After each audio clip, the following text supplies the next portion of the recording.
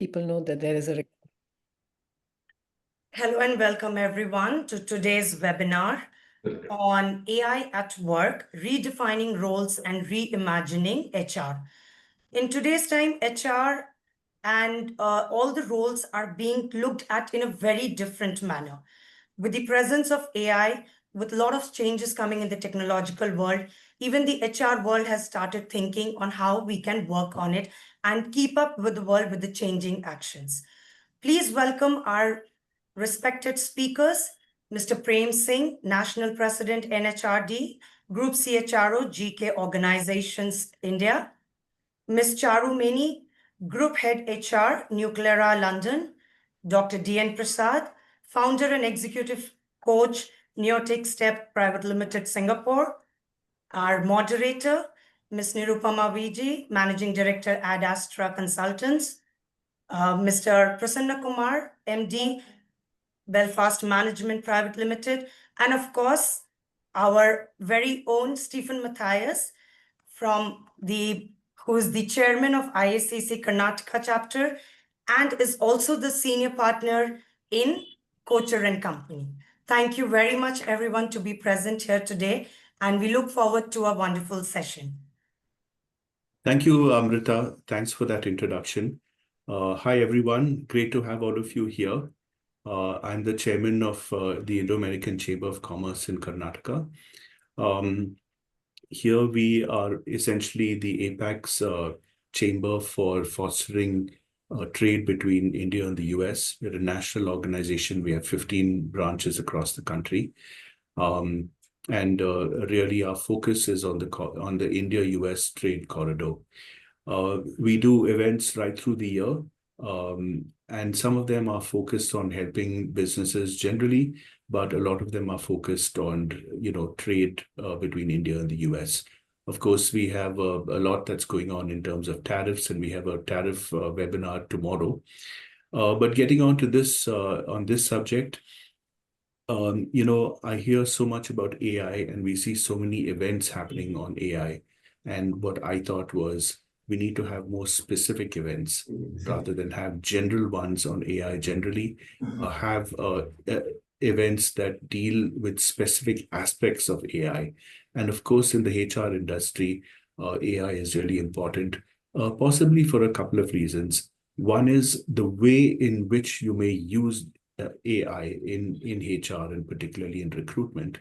And the second one is the way in which AI might actually change jobs. And we are constantly heard about how all kinds of jobs are going to go away. And then we hear others who say, no, that's not quite so. So we have a wonderful panel here. Thank you, Nirupama, for putting this together. And let's over to you, Nirupama, to take this forward. Thank you, Stephen. And my thanks also to the Indo-American Chamber of Commerce for giving me the opportunity to moderate this significant and timely dialogue for AI at Work. A special thanks to Prem Singh for readily agreeing to extend the support from NHRD in shaping today's conversation. So I'll move on with the audience now. So dear audience, before we dive in, a quick disclaimer. I know you all are going to have a smile on your face when I say this, but you got to trust me when I say I'm not a robo, and neither are our speakers. We are all very much human, here to have a genuine, unscripted conversation with all of you. Unlike past industrial IT or telecom revolutions that reshaped select industries over decades, AI is transforming every sector all at once. From cooking to rocket science, from babysitting to AI-enabled gadgets that let dogs detect cancer. So you know which way or in which direction AI is moving the entire human population. AI is already rewriting the rules of hiring, talent development, and workforce planning. Certain jobs will disappear, new ones will emerge, and in many cases, AI itself may decide which roles the future needs. So this is not a hype, it's about impact. In 2025, AI is no longer science fiction. It's our daily workplace reality. From ChatGPT 5 performing at near PhD level to Google's latest AI models pushing the boundaries of reasoning to deep fake impersonations that challenge security and trust, AI is transforming how we work, lead, and connect. And whatever we say today might soon need rethinking because in the world of AI, what's true now can change faster than we can schedule our next meeting. This webinar reflects the state of play as of this moment. To know the depth of the impact, I'd like to share with some of the most influential voices in AI. And like Sam Altman, the founder of ChatGPT, he said AI will be the most important and most beneficial technology ever invented, but also the most dangerous if not managed well. And you had Jeffrey Hinton, the Nobel laureate, who said there's a serious risk that AI will soon be smarter than us. And another Nobel laureate, Yeshua Bengio, said the risk of catastrophe is real enough that action is needed now.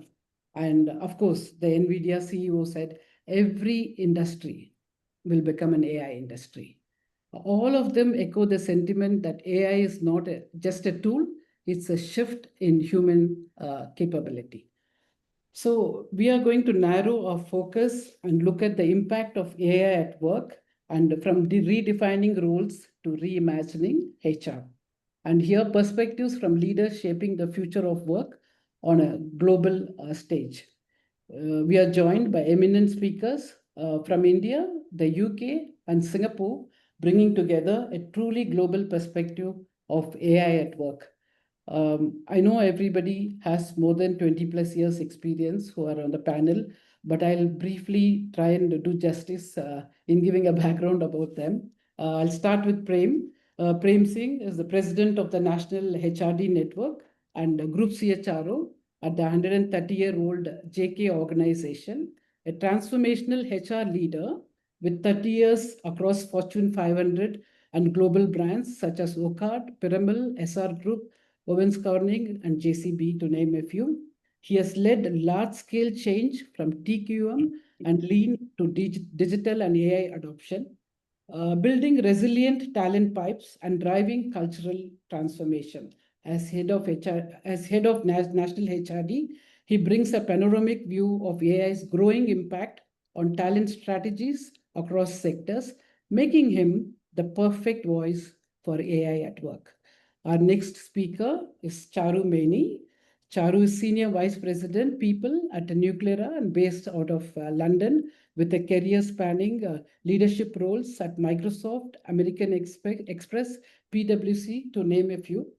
At Microsoft, she was a recognized diversity champion, driving inclusive workplace programs while engaging deeply with technology-driven transformation. Her blend of global HR leadership, diversity advocacy, and tech fluency gives her a unique lens on AI's role in shaping culture, talent strategy, and the employee experience. Our third speaker is DN Prasad, founder, executive coach, and advisor at Neotic Step, a Singapore-based executive coaching and talent advisory practice, and former senior director with Gautech Singapore. With over 2 decades of global leadership experience, spanning Google, Infosys, public service, and entrepreneurship, he has led large-scale transformations, built high-performing teams, and shaped organization culture across industries. Recognized as a master professional but by IHRP Singapore and past president of the Singapore Human Resources Institute, he's a sought-after speaker at all global forums on AI at work and leadership and the future of HR. With this, I'll dive into questions. Let me start with Prem. Prem, just wanted to hear your thoughts on how does the current AI revolution compare with earlier workplace transformations like TQM and Lean, since you've done a lot of work on that segment? First of all, my compliments to the organizers for putting this together and inviting very accomplished panelists, my fellow panelists from all across the globe. Very well curated, and the topic is absolutely apt. Talking about how does AI differ from the initiatives like Lean and TQM and many other similar ones which have come up on the stage from time to time. Well, fundamentally, initiatives like Lean, TQM, or any quality initiatives for that matter, TPM, business process reengineering, the focus was really around the process, standardization of the process, reduction of the deviations, and enhancing the reliability of the process. Therefore, one could expect a consistent quality of the product coming out or consistent quality of the service. Fast forward to AI, the focus has shifted to several notches higher. The fundamental difference, while the Lean and all of those initiatives have been useful, but basically those initiatives brought a lot of data, analysis, and inference, and also the actions, the insights were still made by the humans. Fast forward to AI, a lot of these activities, for example, analysis, insights, and potential choices have been taken over by AI. And therefore, the job of humans have become that much more easy. Easy in the sense that relatively low value adding activities, which can be better dealt with by the machines, which can do the job faster in terms of data analysis, bringing out insights, and therefore proposing some options for action. That job can be well performed by machines. That's where AI comes in. And therefore, as human, you are able to elevate your value add. So essentially, the way I look at is, while in the past you are looking for, and many a times you are guided by the insights, in the future you are being driven by the foresights. So that's a critical shift. At the end of the day, I would also like to say that it's a continuum. Many years ago, we used to talk about BPR, TQM, Lean, TPM, Six Sigma, and what have you. Today, we are talking about AI ML. Few years later, I think the AI itself will be replaced by something else, which will be even more tech savvy, which will be even more technology platform driven. And the role that would be performed by the humans, the level will go to even a higher level in terms of the value add. So that's my take right now. I'll take a little pause and allow my other panelists also to share their thoughts. Back to you.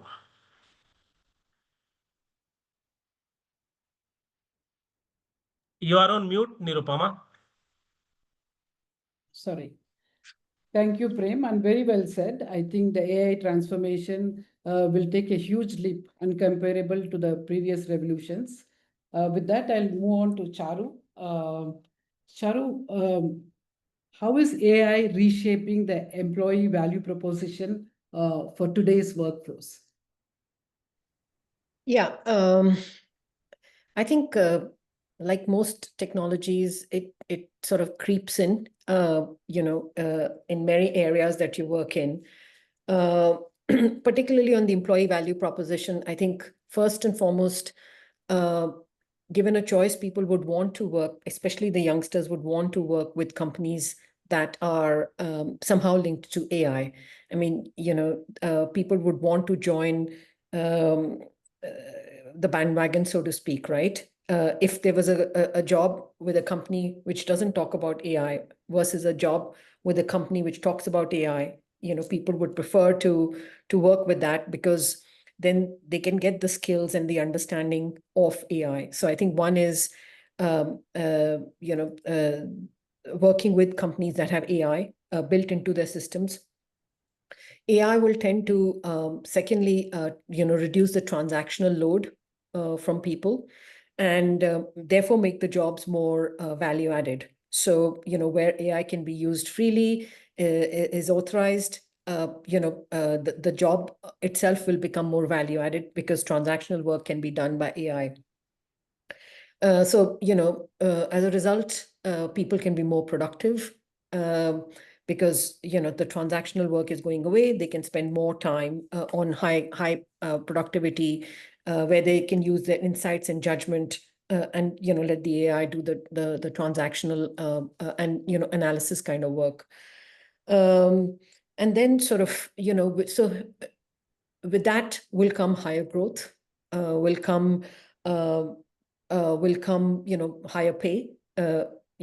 Companies which are able to use AI are able to do more value-added work, be more productive, and therefore hopefully pay better salaries. So I think that's the full sort of the package that you have as far as the EVP is concerned. And therefore, I think in some ways it's quite exciting, but we have to obviously manage it as well, in terms of confidentiality of data, or, jumping to conclusions which AI is presenting. So those will be tricky parts of it, but, it's already coming in. So I think we have to embrace it like other technologies that we have in the past. No, absolutely. And I like the way you positively put it across, wherein you said the compensations of people will go away, go higher, and the transactions will all move to AI and ML, which makes people more intelligent and contribute more meaningfully, because you mentioned that productivity will increase, and rightly so. Because if the machine is doing the mundane jobs, then you focus on strategy and other things which really elevate the productivity. Thanks for that, Charu. Over to Prasad. So Prasad, just wanted to ask you as to how can AI enhance leadership development while keeping the human connection intact? Thanks, Nirupama. I wanted to echo what Charu and Prem have mentioned earlier about the fact that it's with our own peril that we'll have to neglect the AI advancements.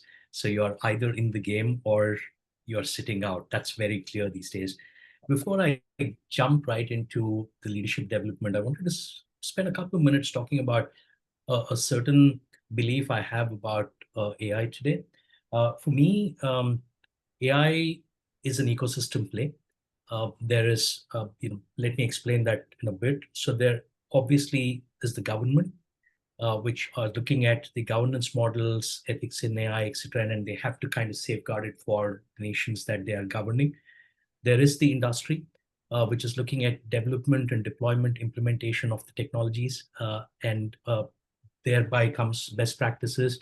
And there is a responsibility for awareness and education by the industry as well. Then there's academia, which is obviously looking at the reskilling part, but awareness too. But for me, I think what's also equally critical is the role that the users play. Responsible use of AI from us as users is equally important in the entire ecosystem that we're considering. So for that to happen, I think academia, government, and industry playing up the awareness and the education angle becomes very important for us, and thereby kind of segues into the leadership development you're talking about as well. So as has been mentioned by Charu and Prem, I see this as an enabler. It's something that propels humans in being able to do better, give them more bandwidth to look at more value-adding roles, while some of their transactional roles can be taken away. I don't believe it's any different from a leadership development angle as well.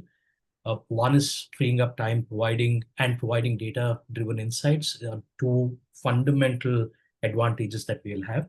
I do want to talk about three distinct ways that I see AI benefiting the space of leadership development. The first one is using it as a co-pilot, and no pun intended. It's not a plug for Microsoft. I'm a Gemini user. I use Copilot as well, but how do we use them as a partner or a co-pilot? Again, handling the administrative roles, analytical heavy lifting, analyzing calendars, training calendars, etc. Data-backed areas for improvement. Essentially, enabling the coaches and the leaders, or leaders as coaches, to drive one-on-one conversations where a lot of information is already fed to them. So the leader in that aspect can focus on the best thing that they can do, or the facilitator can do the best thing that they can do, is maintain the human connection.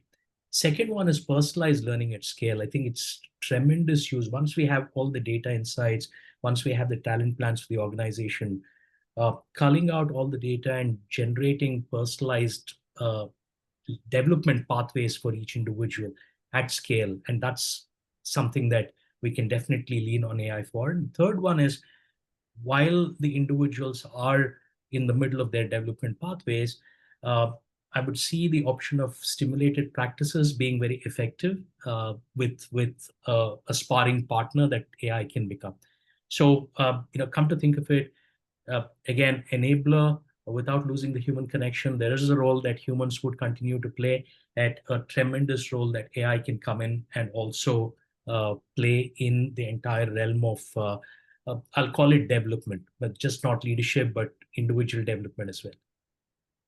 Oh, wonderful. You have a very unique advantage of being in the government, being an entrepreneur, and of course, working with Google.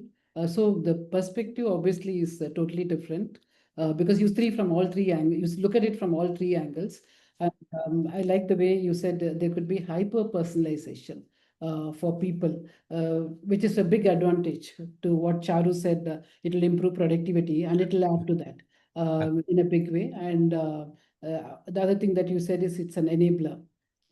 So that's a lot of hope for a lot of people when people are talking about AI really taking over, and when scientists all say AI will have more knowledge, and actually the natural intelligence will have lesser knowledge, and artificial intelligence will have more knowledge because of the training, the way they're trained. So wonderful inputs from you. Thank you for that, Prasad.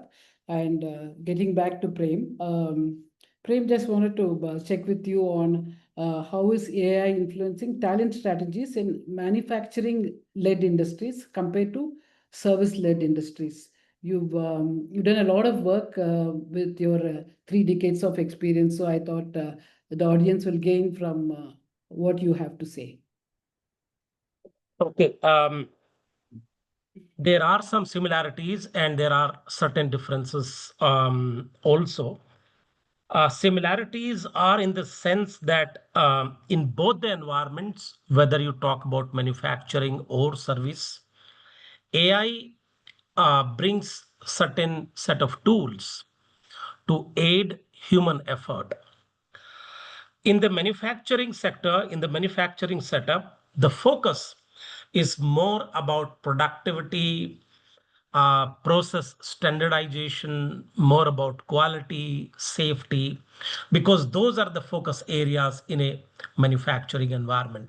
Eventually, you are able to get the product out, which is absolutely high in terms of quality, high in terms of repeatability as a process, and very high level of customer specs. Meeting the customer's specs. So it's more in terms of the products that come out of the manufacturing environment. In service industry, it's the human touch that takes prominence. For example, you may be servicing a particular client, and therefore the whole piece of experience takes the prominent position. So in manufacturing, the focus remains on product. Here in service industry, the focus shifts to creating a very high level of customer experience, seamless experience, something which gives, if I may use the word delight, customer delight, or wow. So that's the shift in terms of both the environments. At the end of the day, I must also add that even in the manufacturing, the piece of experience is also creeping in. For example, how is the experience of the person who is performing his or her job on the manufacturing line? How easy are we making his or her life? How can we use and deploy AI tools so that the person working on the shop floor is able to elevate his or her own value add? And therefore, can AI take away a lot of transactional activities? Again, the element of experience comes in. Therefore, in a nutshell, I would say that while there are differences in terms of the focus, because of the nature of activities which get performed in manufacturing versus service environment, there are certain fundamentals which are common. And for example, experience of customers or experience of employees. And I think a couple of years back, there was this beautiful book that came out, Experience Economy, which essentially focused about the element of experience and how the experience of user, and the user can be the user of your product, or he or she can be the user of your service, how the user experience is elevated to the next higher level. More seamless, more convenience, more and better meeting the customer requirements, and therefore creating value for money. So this whole piece of experience is something which is going to become the next wave of differential in terms of the organizations trying to compete in the marketplace. Absolutely. I think you said very beautifully.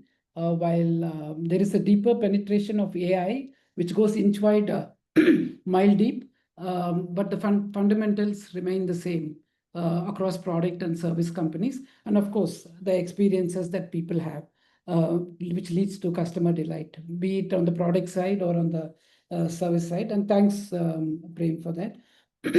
And moving on to Charu. How can AI be leveraged to deliver personalized career development and learning at scale?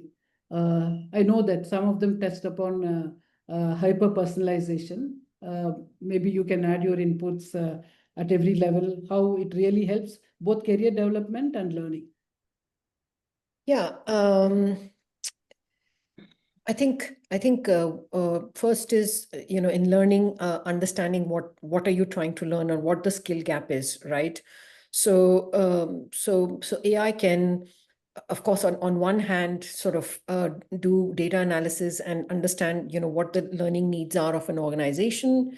On the other hand, it can also help, individuals understand what their learning needs are. I mean, you can, for example, AI can review performance reviews of individuals and throw up some ideas and insights based on that an individual needs learning in a particular area, maybe communication, or sort of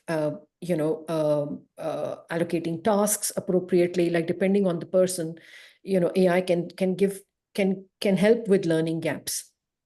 It can also help with sort of adaptive learning sort of options, right?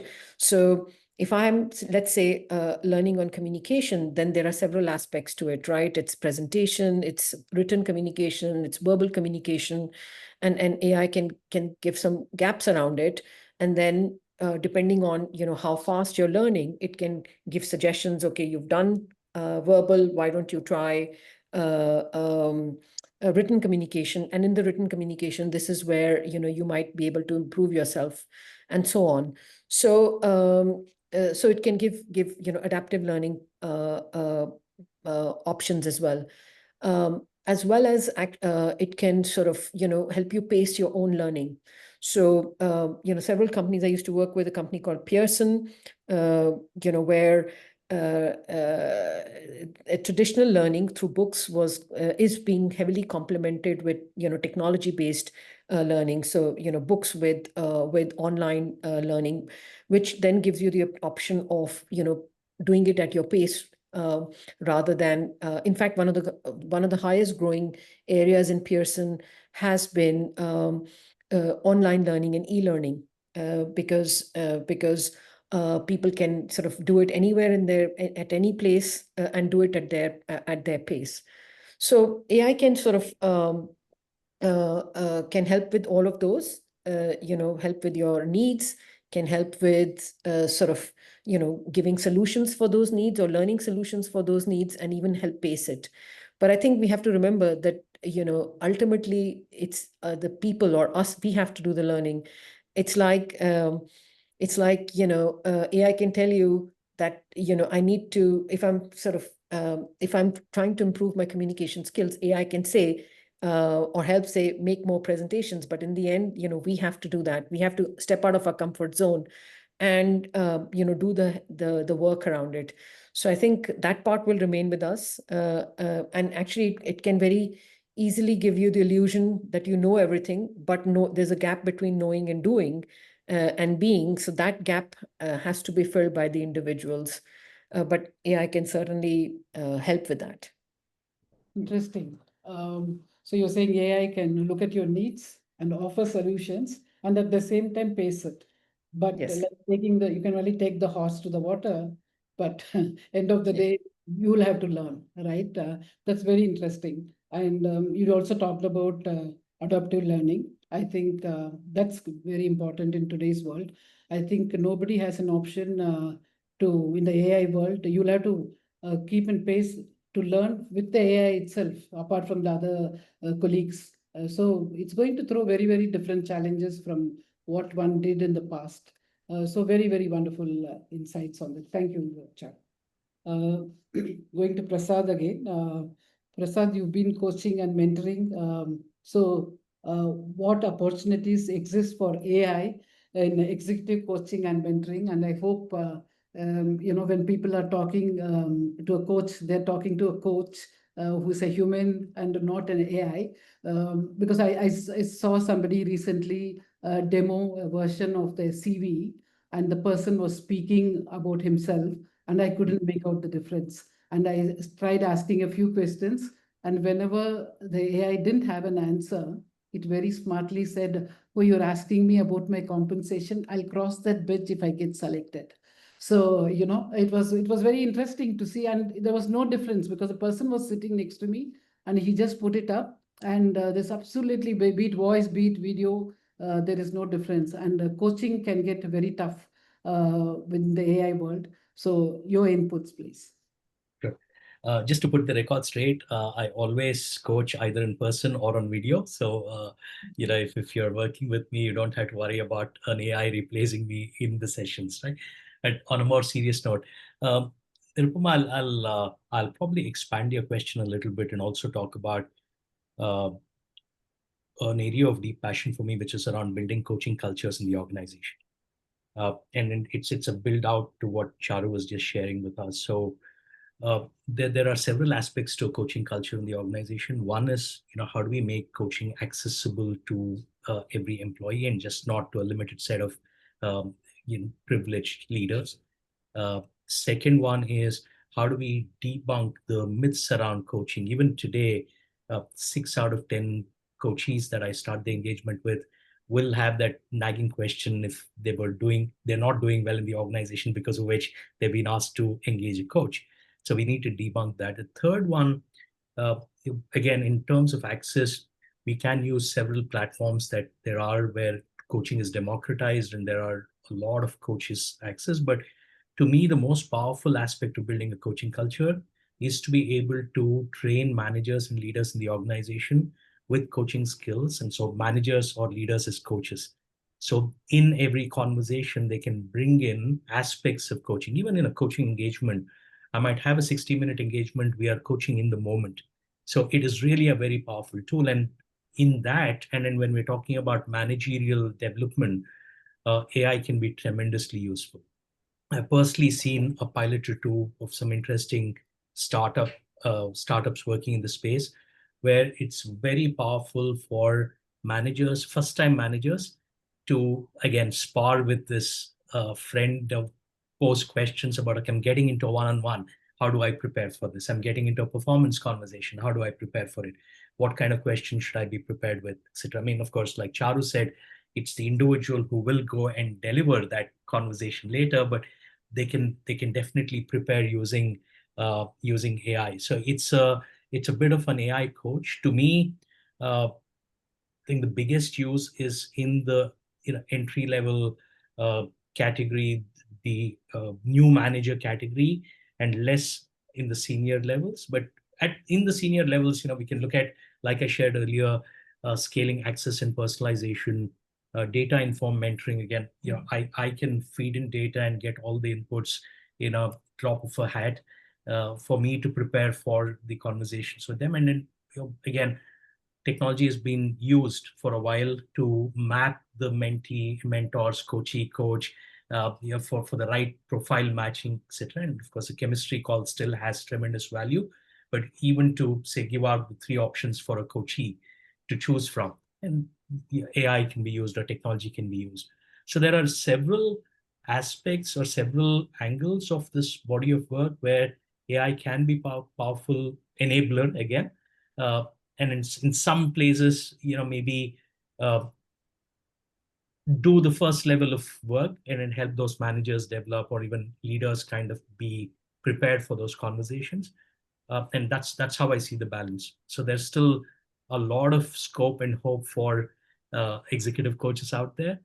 How do we again augment our bandwidth and take help from AI so we are delivering what we need to deliver? That's really the question. No, wonderful. I mean, you mentioned that coaching is in the moment, and that's very true. And you also joked about saying you do in person, but even in person today, there could be robots which are you've seen that. But having said that, jokes aside, I think very wonderful to see that when you say it can enhance the coaching, it can help both the coachee and the coach, and it's only taking it to elevating it to the next level. That brings in a lot more a different perspective because the coachee can also kind of look at it differently before even approaching the coach. So they get their inputs. It's not like what it is today. So they can also prepare better and then come and contact the coach. Thank you for that, Prasad. And getting back to Prem. Prem, what role should human judgment play alongside AI in talent acquisition? Okay, very interesting. Let me also expand the question slightly more. You see, there has been a lot of discussion and a lot of apprehension talking about as if AI is going to replace everything, which to my mind is a bit of a overhype. Yes, it is a fact that AI will replace a lot of repetitive activities. AI will replace a lot of those tasks which are mundane, low value adding activities, which are repetitive in the sense that where you need high degree of accuracy, high degree of precision, without any risk of fatigue, that is where AI will take over. Will AI be ever able to take over entire human domain? I think no. Particularly areas like creativity, empathy, the human interaction, sense making, judgment. I do not think AI will be able to replace humans.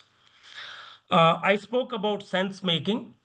Let me just give an example. so that I'm able to communicate this point slightly more clearly. You see, during World War II, there was a very classical research that happened. The Allies forces realized that a lot of planes are getting shot down, and they wanted to study as to which parts of the planes should they strengthen so that their planes are robust enough and their planes can resist the impact of the bullets. So a team was constituted, and a lot of scientists, engineers, etc., analysts, they started studying the planes, and they started looking at the areas where the maximum bullets came. So what they figured out was the maximum bullets came on the wings and the tail. Oh. And therefore, the natural logic was, well, the maximum bullets are coming in these two places. So strengthen these two areas and your job is done. So that was the direction in which the discussion was carrying on. Here comes somebody who was not an engineer, who was not a scientist, but a mathematician, Abraham Wald from Austria. And he asked a question, what about those planes which had maximum bullets on the nose and the engines and never came back? What we are seeing is those planes which came back, and the planes which came back are the ones that have got maximum bullets on the wings and the tail.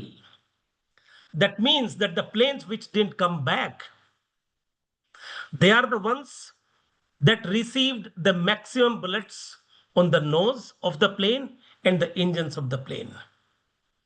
So rather than thinking in a mechanical manner, we got to think laterally, we got to think differently.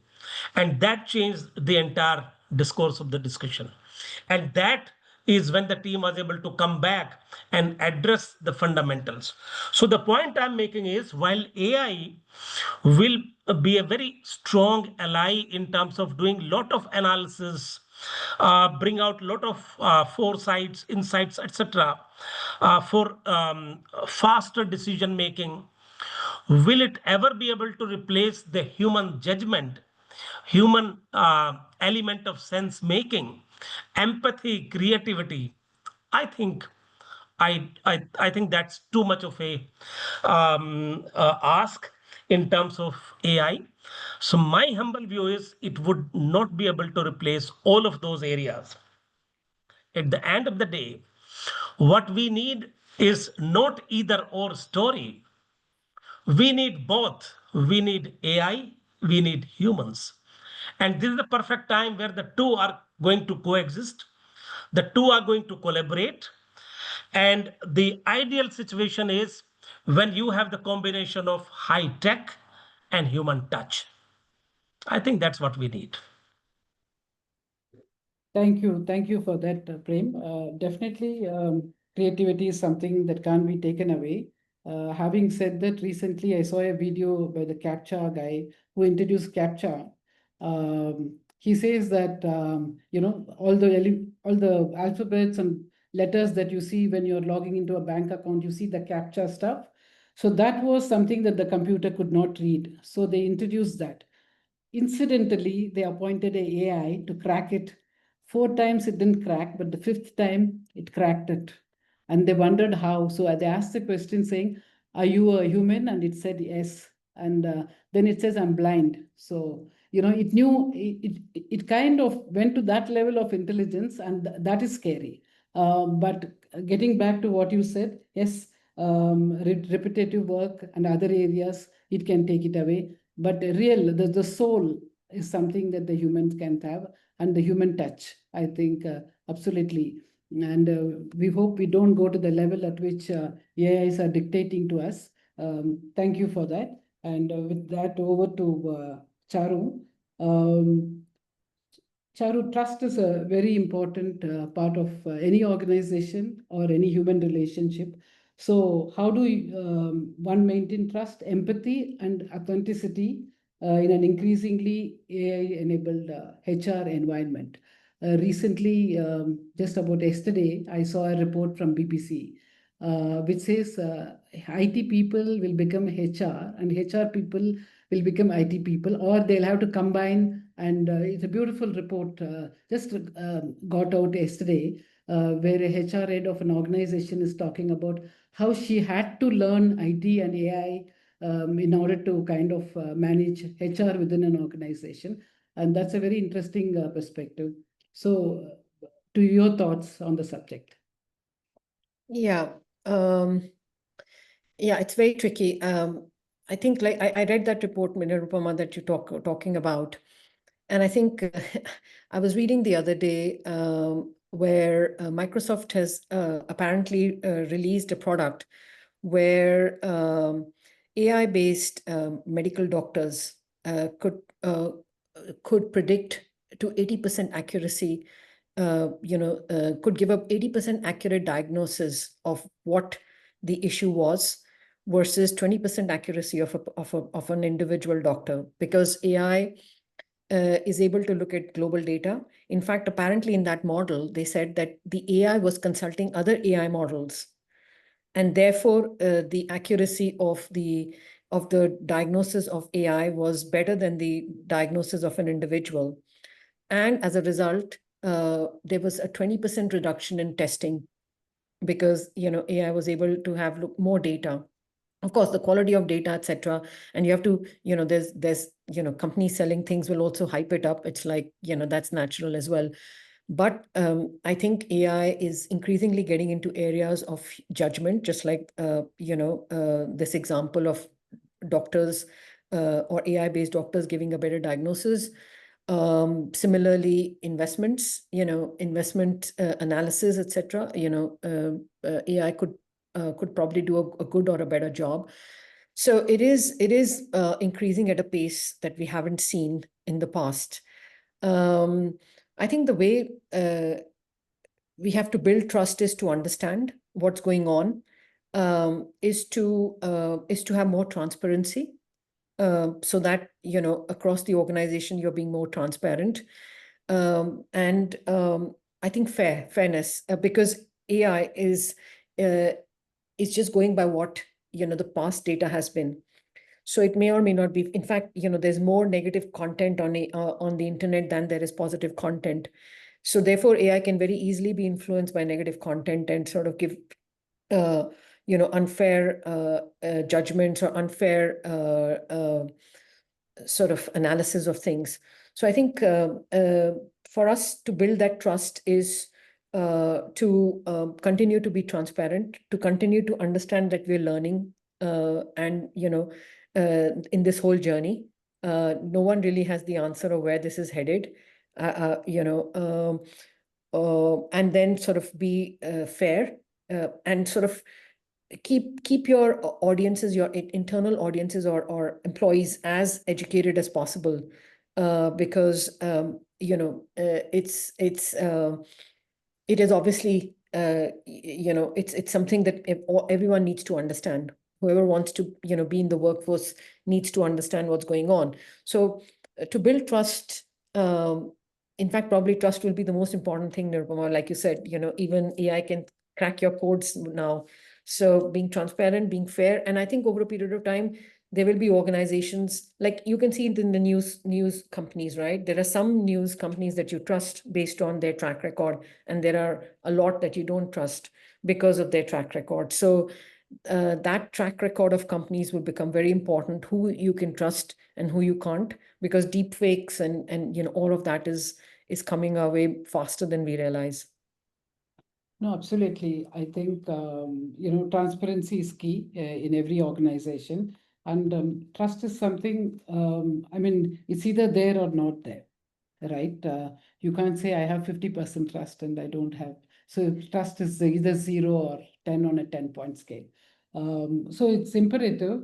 You're saying it's imperative that organizations are fair and transparent, and to the extent possible, ensure that people have trust.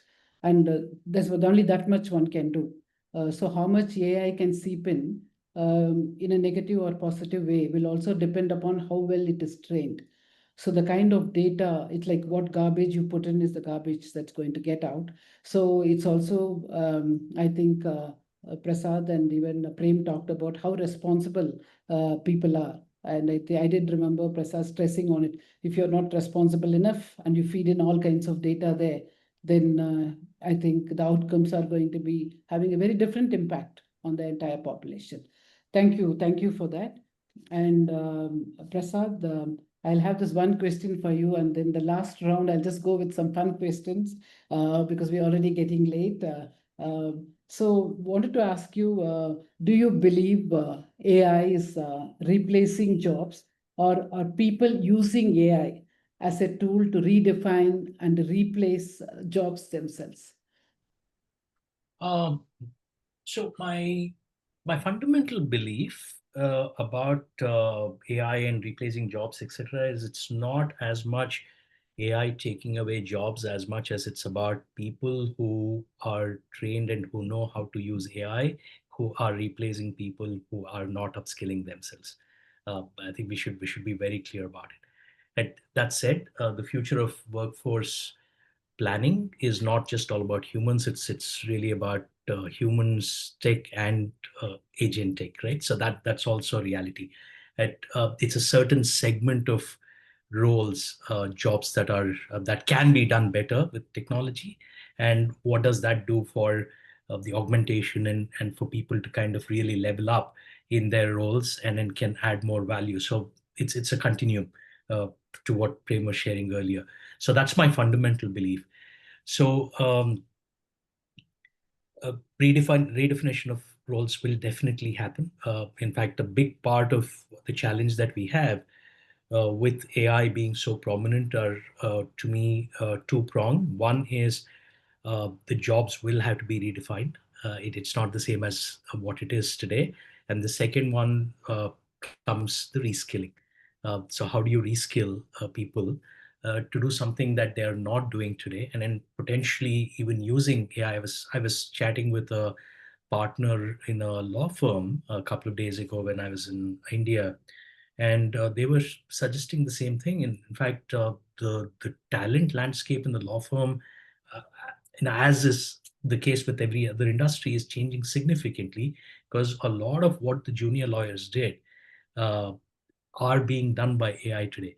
So the hiring pattern has changed. They need people with law degrees and also fair amount of tech background, or familiarity with tech, or familiarity with using AI. And then it's causing other challenges. In fact, it can possibly have an impact on the billing hours, because billing so far in a lot of professional industries is for the number of hours people are spending. So if that kind of comes down with use of AI, how would that billing work? So some fascinating aspects of business coming into fore with some of what we're seeing. But yes, I don't want to go into it with a tool versus replacement mindset. I want to go into it with how can it be a great friend and an enabler, and how can it add value to the entire supply chain that we are talking about. So that's really the crux here. One last thing that I often talk about is the question that we need to ask ourselves when we are deploying any kind of tech: is tech controlling us, or are we controlling tech? If the answer is the second, then we are in a good space. If tech is controlling us, then we have something to worry about. Absolutely. And in a lighter vein, I hope they don't, the lawyers, the AI doesn't influence the judgment. Uh, while it kind of improves the productivity of the lawyers, Stephen being present here, I mean, he will have a better answer for that. But I really like the way he said, if you have to really reimagine HR, then you'll have to redesign the jobs and reskill people. I think in a nutshell, that's extremely important for all of us to look at it. And a quick fun question, and you can answer that and also give your quick closing thoughts. Prem, interesting question for you. If AI could write your LinkedIn headline for 2030, I know it's a hypothetical question, but just for fun, what would it say? Interesting one. Well, I guess it would say a learner, a human, and a HR leader who combined AI and human intelligence. Wow. Wonderful, wonderful. I'll move on to Charu. Charu, you have a very interesting one. If AI could be your virtual HR assistant for a day, what's the first project or challenge you would hand over to it? And AI is listening right now.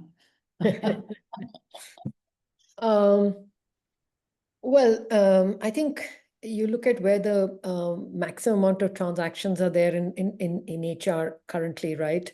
And as of now, the transactions are when you're recruiting, right? For every role, you receive hundreds of applications. You have to sift through those applications and so on. So, if AI can help us sift through those applications faster and, bring on top of the pile, candidates who are more suited, then I think that'll be helpful. Of course, we will continue to do our interviews and sort of, and see the fit, etc. But I think that'll remove a lot of transactional work that we have.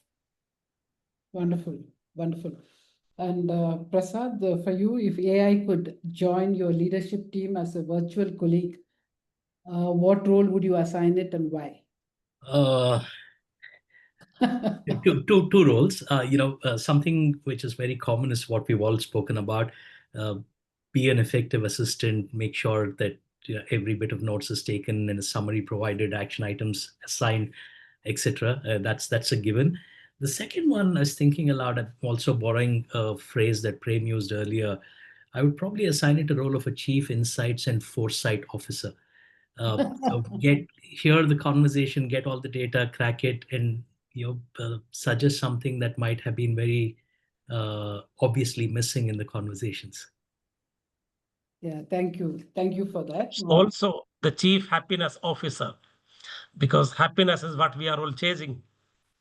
Absolutely, absolutely. Somebody appointed a dog in Hyderabad as chief happiness officer recently, and they're paying the dog, by the way. Absolutely. Salary every month. Thank you very much. For want of time, I'll kind of stop it here. Thank you to all the three speakers, Prem, Charu, and Prasad, for making time and for your insights, experiences, and I would say candid perspectives. If I were to distill today's discussion into three broad takeaways, I think you all said AI is here now and it's here to stay for sure. Human and AI strengths must be integrated and not seen as competing forces to build workplaces that are innovative yet empathetic. All of you stressed on that. And the third one is the HR function is shifting from reactive to predictive. The leaders who embrace this will shape the future of work. So thank you very much. I really enjoyed talking to you all. With this, it's over to Stephen and Amrita for questions. I did see a lot of questions here. So I think if you all can take it on, Stephen, over to you. Sure, Nirupama. I personally think actually you're probably more suited to asking these questions because you can understand them better than me. But I'll start by asking.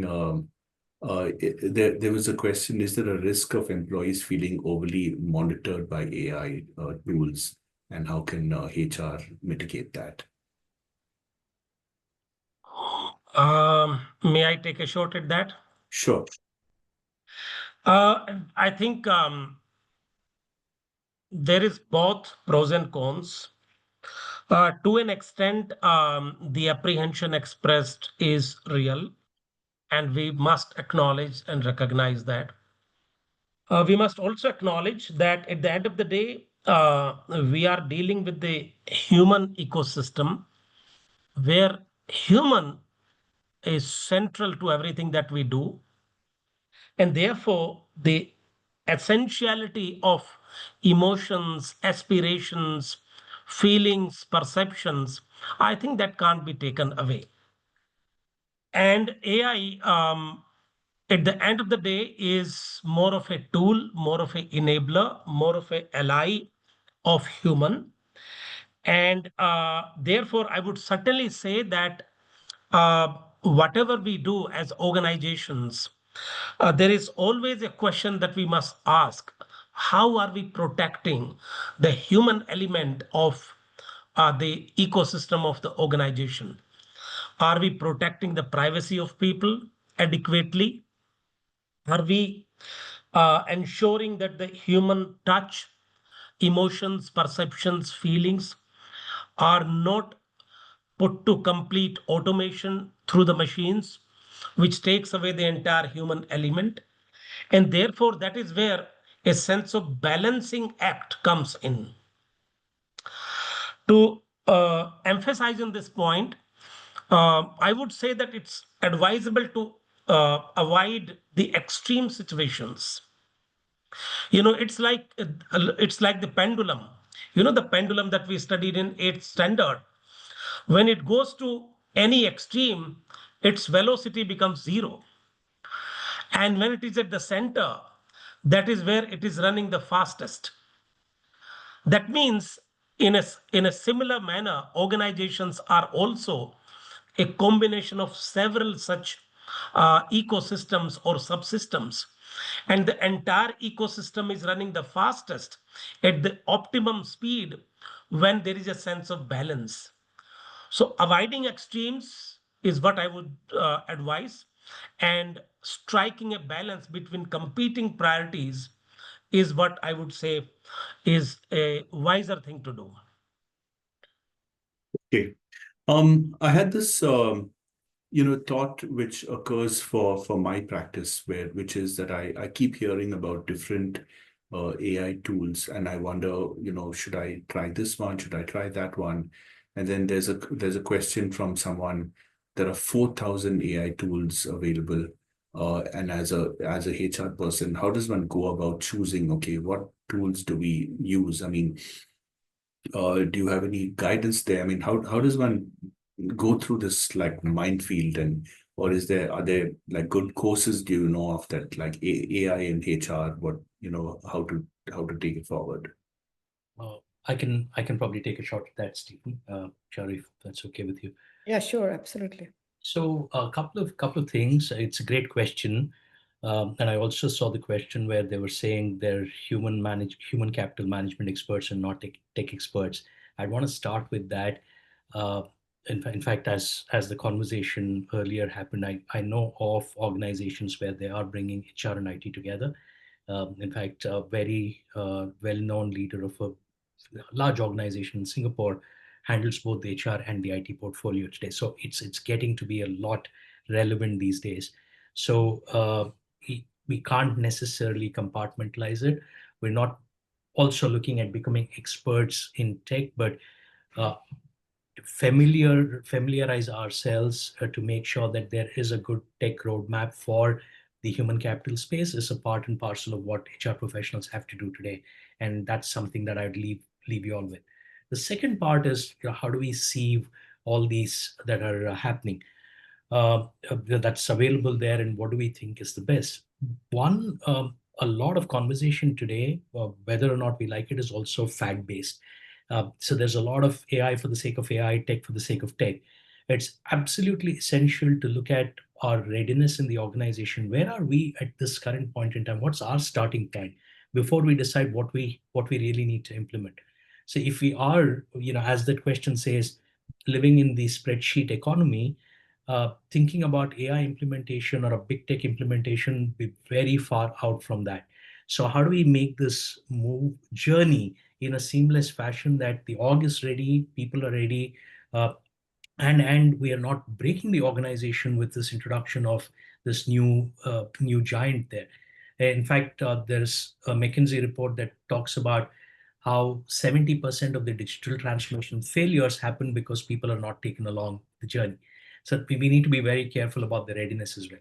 The third one is there's a simple philosophy that we used in GovTech, the organization that I served with the Singapore government. we said it's important to think big, start small, act fast. So that's an option that we have. So look at the options, look at what fits in there in the context of our organizations. The tech roadmap can be elaborate, but the way we introduce it doesn't have to be full-fledged. It can happen with small pockets, and starting maybe the example that Charu shared earlier. Where's our biggest issue today? If it's recruiting, let's start bringing in something to help us with that, and that frees up the space. We'll be able to think more and do more. So that's the approach that I would take.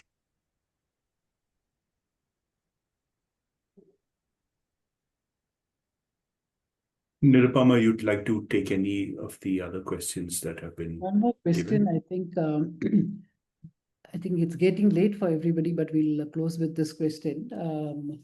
Charu, I think you talked about transparency and fairness. So somebody, Ankit Kumar, is asking, how can organizations ensure fairness, transparency, and ethical decision making when using AI in HR?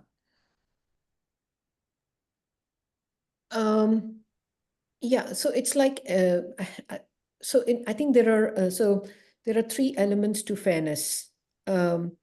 One is what you call is distributive justice, right? Which is within HR. Like for example, if we have if we are distributing increases, bonuses, etc., right? There is a rationale of how we are deciding those. So that's distributive justice. What kind of rewards are going to what part of the organization. Then there is the procedural justice, right?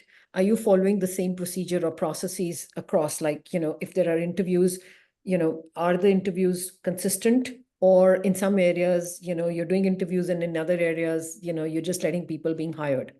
So I think so the process justice needs to be maintained.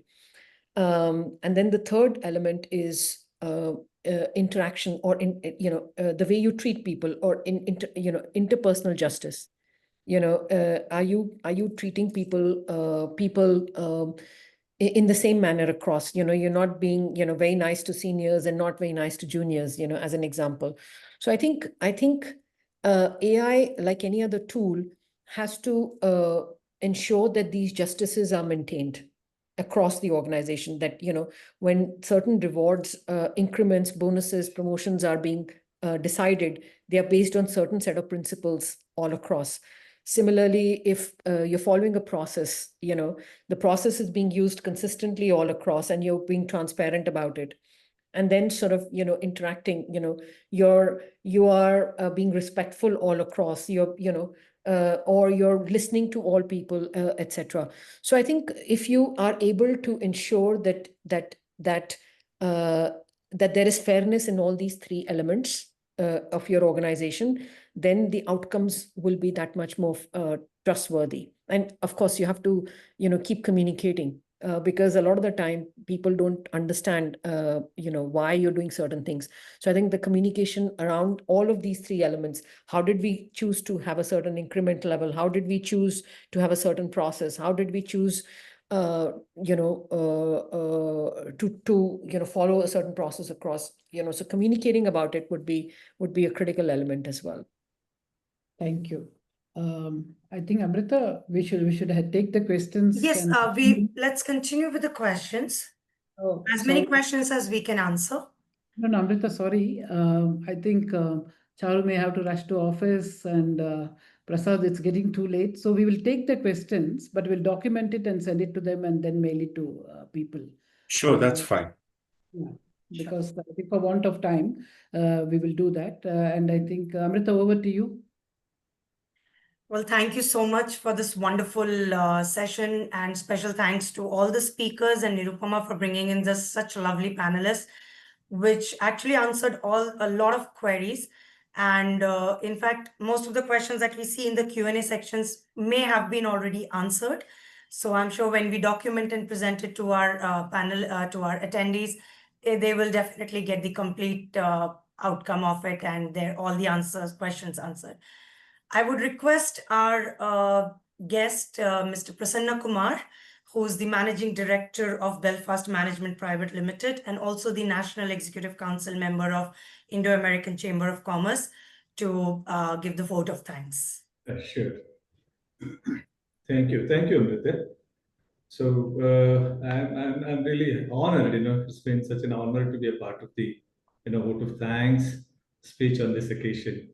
On behalf of IACC Bangalore management, I would like to extend my heartfelt gratitude and sincere thanks to our esteemed guests as our key speakers, Mr. Prem Singh, a national president, national president NHRD network, and Mrs. Charu Maini, a group head HR of Nuclera Group London, and Mr. D.N. Prasad, a founder and executive coach, Neotic Step Private Limited, Singapore, and Mrs. Nirupama VG, a managing director at Astra Consulting, Bangalore. Our sincere thanks to the heads of the various departments who handled the event throughout. Indeed, it was a wonderful information is being shared on AI at work and redefining the roles of HR fraternity and reimagining HR. Indeed, it's a good session, also a good learning to practice further with latest informations with AI interventions. Wish to give a wide round of applause and thanks to all the participants who made the event a memorable one. Finally, I would like to thank all of you are here for making the time to be with us today and helping us to make this event as a grand success. Once again, I wish to thank Mr. Stephen Mathias, Chairman IACC Bangalore, and also Ms. Amrita Tiwari, branch head. Thank you once and all, once again. Thank you very much. Good day. Thank you. Thanks, you, sir. everyone. Thank you. Have a good one. Bye-bye. Thank you, everyone, for your presence, and thank you for making this session full of insightful ideas and learning and sharing your knowledge. Thank you for your time, everybody. Thank you, all the attendees. And if your questions are not answered, we will document that and we will share it with you very soon. Yes. Thank you once again, everyone. Thank you very much. Thank you so much. Thank you. Bye-bye. Bye. Bye.